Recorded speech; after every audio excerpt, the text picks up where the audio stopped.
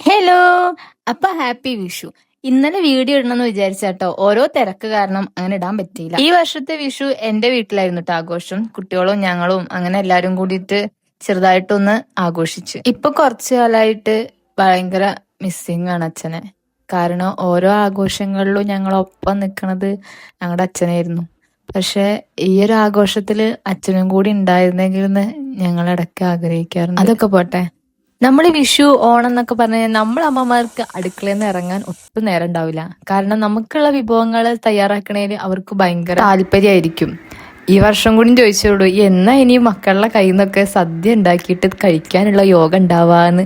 ഇന്നും കൂടി, അതായത് ഈ വർഷം കൂടി ഓർമ്മിച്ചിട്ടാണ് ഞങ്ങൾക്ക് ഫുഡൊക്കെ വിളമ്പി തന്നിട്ടാ. അപ്പൊ നിങ്ങൾ വിചാരിക്കണ്ടാവും നിങ്ങൾ അമ്മേനെ ഒറ്റയ്ക്ക് കഷ്ടപ്പെടുത്തിയിരുന്നു. അല്ലടോ, ഞങ്ങൾ എല്ലാവരും ഞങ്ങൾക്ക് പറ്റുന്ന രീതിയിൽ അമ്മേനെ സഹായിച്ചിട്ടുണ്ട്. സദ്യ കഴിച്ച് അവസാനം ആ ഇലയിൽ തന്നെ കുറച്ച് പായസവും ഒരു പപ്പടവും കഴിച്ച് വയറ് നിറയ്ക്കാറാണ് കേട്ടോ പതിവ്. അപ്പോ ഈ ഒരു വിഷുക്കാലം എങ്ങനെയേ പോയി. അപ്പൊ ഇനി അടുത്ത പാർട്ടിൽ കാണാം. ബൈ.